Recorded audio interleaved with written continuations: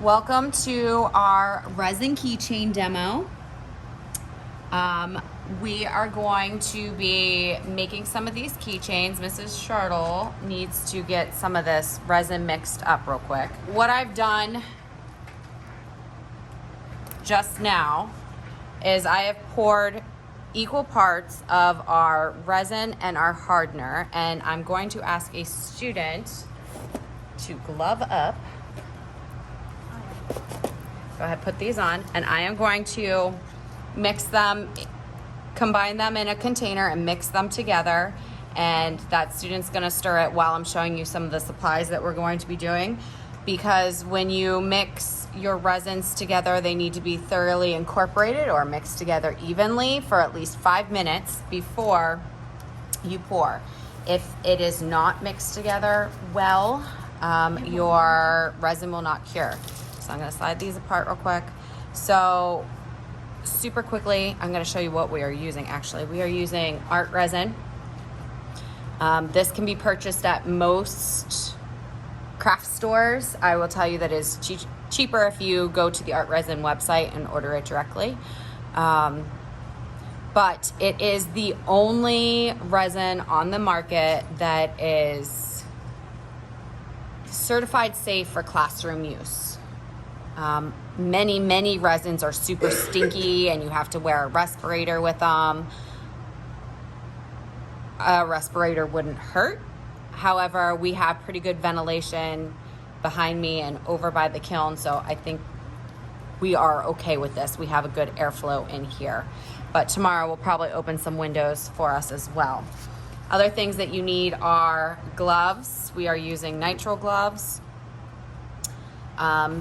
Basically, they're the latex replacement because people have allergies to latex. And nitrile gloves, you do not have an allergy to. They don't have powder or anything in them. So I've measured out even parts of the resin and the hardener.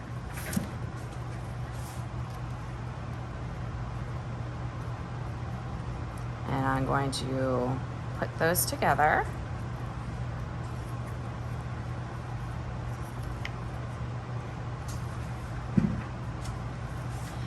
And when you are stirring resin, the trick is to keep your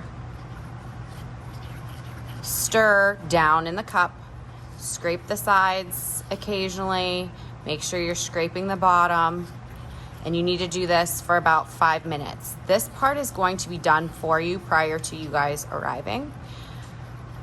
You will have this portioned out in cups so that you can add our colorants to it. And do you see how it gets nice and cloudy? After 5 minutes, it will be pretty much clear. So I'm gonna hand this off to a student mixer. Thank you very much. Be careful not to get that on yourself. And let's just take a look at, I'm gonna take a glove off because I have resin on the glove and I don't wanna get it all over things. Some different keychain options that we are going to have. So I have for you, these are gonna be done in molds. I have different sports molds. I have letter molds. I have a heart mold, a couple molds. I have these are actually mini bookmarks, but I feel like they're cool keychain length if we just stick it on a keychain. And then I do have some Lego molds, right? And those molds might look something like this.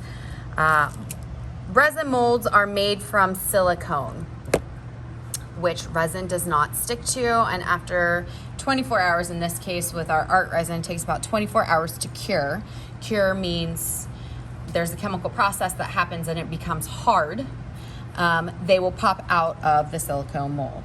So the Lego mold looks something like this. And we are going to be sharing molds at different locations because, for example, my letter mold looks like this and they're all together. So I just tore part of this off so that I could use the S, okay?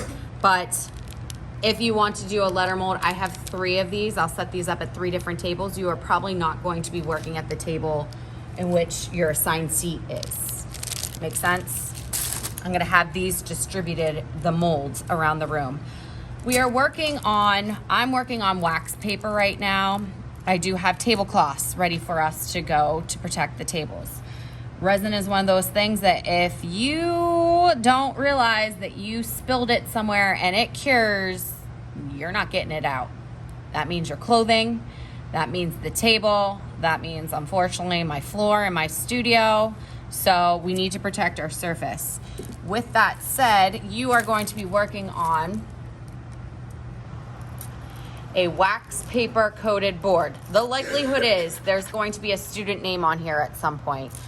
We're reusing these boards, we're reusing the wax paper. So if there's a name on here, when you get it, you're gonna scribble it out and put your name and class code. So, name, and in this case, we would be 6, either A, B, C, or D. What are we? C. Okay. Then you are going to select your mold. However, if you are using something that is in like this, I'm going to have a large piece of wax paper around it, and say I am doing, let's just be difficult. Say I'm doing, no, that's on the edge. Where's a T? Do we see a T? Yes, it's next to the edge. Oh, that's on the edge too.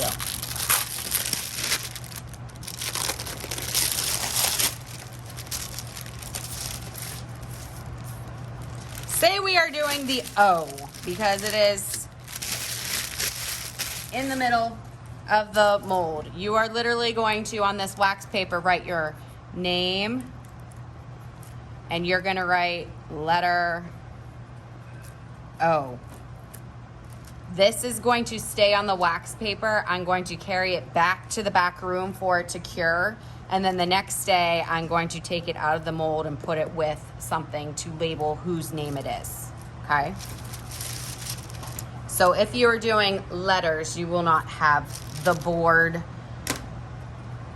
at the end of class, but you will have the board when you are mixing your pigments. And let's talk about pigments, shall we? So, I'm just gonna cover that up. We have several options for you. There are 4 different things that you can mix into resin. We are going to be using 3 of them. So, we have for you a variety of glitters. I have them upside down just so that you can see them. We have alcohol inks. It's gold. I feel like I'm missing some. Purple. We also have mica powders. So mica powder is loose powder that is actually used in makeup. So if ever you don't have any and you have a broken eyeshadow palette laying around, you can break that up and crumble it into resin and use it. I have actually done that. You can also use paints or tints. We are not going that route. You can use acrylic paint. You can actually use nail polish as well. So you are going to be doing 2. When you come in, you're gonna have 2 cups on the clay table with resin ready to go. However, so that I can show you what all these products look like, I'm going to do 3. That was just me.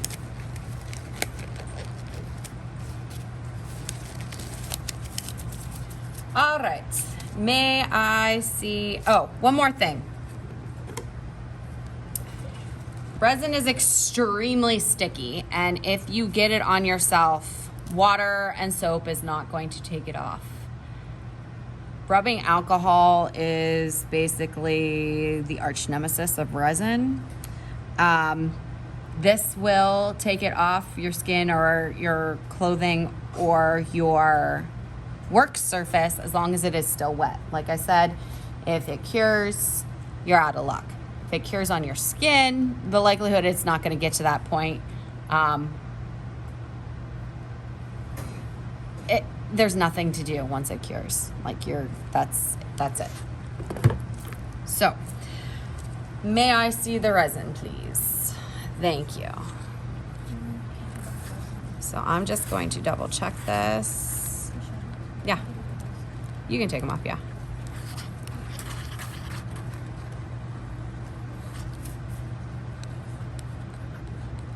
And the reason that this is cloudy right now is there are lots and lots of bubbles in there. I am looking for what I call tracers. If I can see a like wispy line through there, it is not completely incorporated, but I think we are okay, being that I have been talking for 11 minutes and been stirring for a good portion of that. So I'm going to portion these out into cups. So I will show you a little trick when it comes to pouring when we do the molds. And set that guy aside and pray that I don't knock it over with my elbow. All right, let's see. Let's do an alcohol ink. Any suggestions on color? Orange, like a bright orange, like a hot orange. Okay, so an alcohol ink you're going to want to shake up. I have two different versions. I have Pinata and I have the art resin. I am noticing with the art resin that it's ending a little oily. So I'm gonna do about 2 drops and see where we're at. If you add too much, like I said, your resin will not cure. So less is more. You can always add more. You can't take it out. That's pretty good. You know what? We're gonna add a glitter to this because alcohol ink is see-through. Do you see that blue? How you can see through it? I like to embed a little glitter in there. So should we do like a hot orange in there? Chunky hot orange? Huh? Hot orange. All right, so I'm gonna go ahead and pour a little bit in.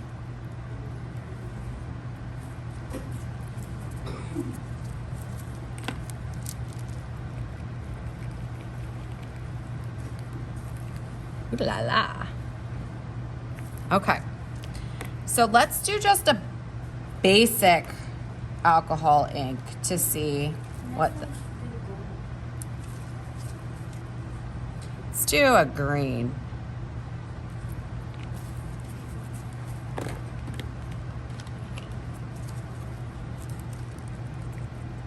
Which the green, did I grab green? Yep. Did you grab it? No, it's green. I was just gonna tell you the alcohol ink green turns into like an aqua. Okay. Let's do a mica. Are we okay with this? Ooh, no, let's do a metal colored one. Maybe a silver or a gold or bronze. Bronze. Bronze, let me find a bronze. Antique brass.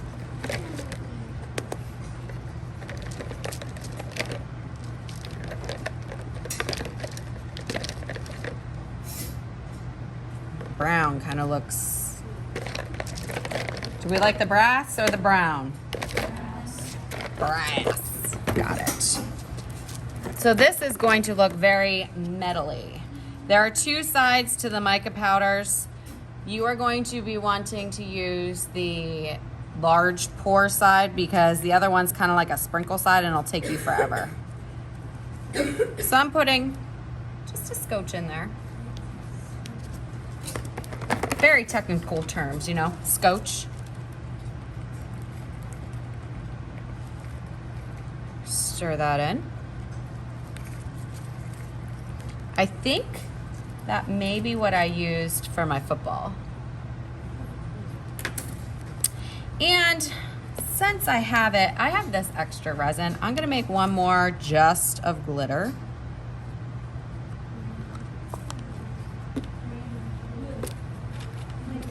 I feel like we need, let's take a look. We need green, we have a blue, a light green.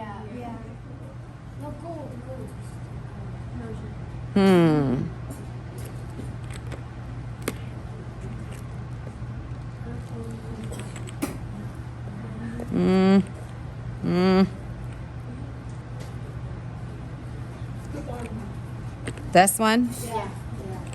Or should we go more aqua? This one?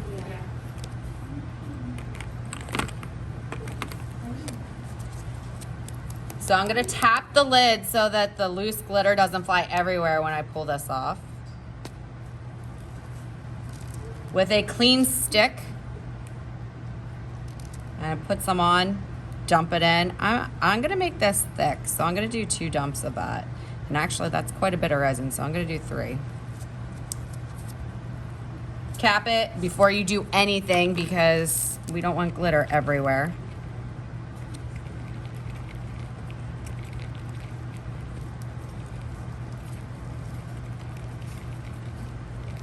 And let's see, I am going to do, a heart and a bookmark one.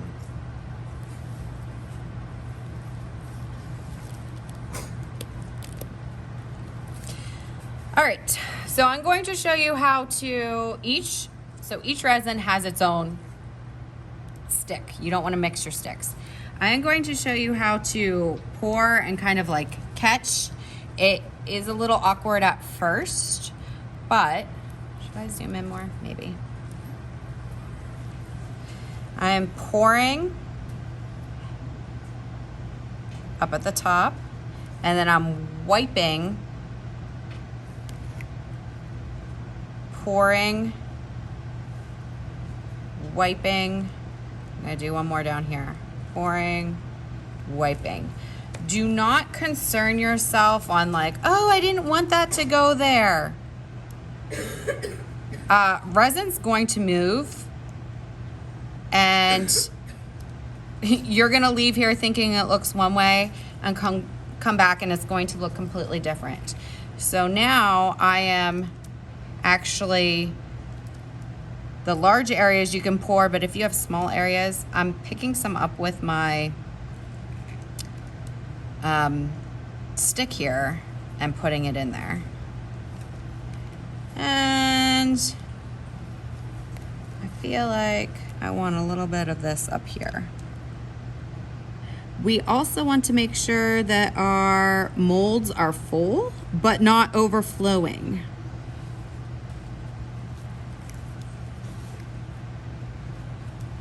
Okay, so that's going to look completely different than it looks right now when you guys come back. I'm going to do the heart here and do some blue. Now, like I said, you guys are going to have 2 colors, but say somebody else at the table has a color that they have left over, you can share. We just don't want to have so many colors poured that we don't get to use them up.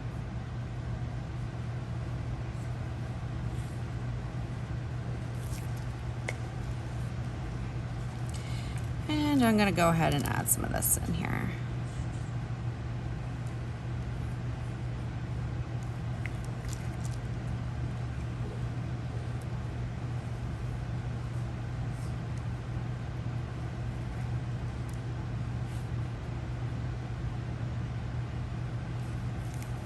Okay, so I see that it's close to being full, but I'm gonna add just a little bit more because this is self-leveling. So if I add it over here, it's gonna push and move the rest of the resin to fill the areas even over here.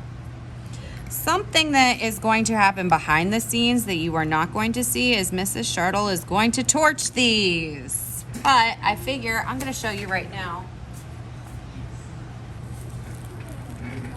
So this is my handy torch. You are not doing this part. I am doing this. It's just basically, has anybody ever had creme brulee? It's like a kitchen torch, okay? I have the exact same. If you look really closely at the top of these, I'm gonna get even closer. Do you see those bubbles forming? It's like little white, almost like foam that you would see on the top of water. We're gonna get rid of that.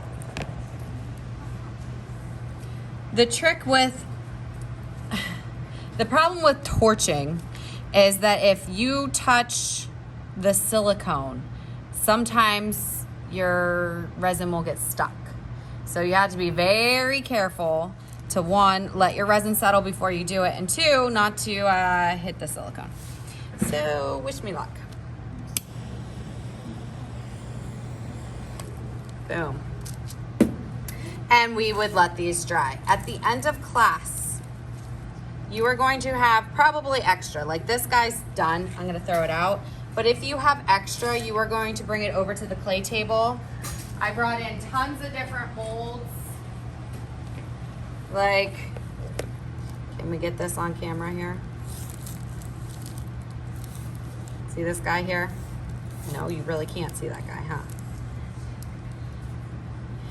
This is leftover from the last class that did bookmarks, and it's just completely random, but I have different word molds, I have pen molds, I even brought in like container molds that will make a class collective like hodgepodge almost project, and maybe you, I don't know, give it to your teacher or something like that, okay?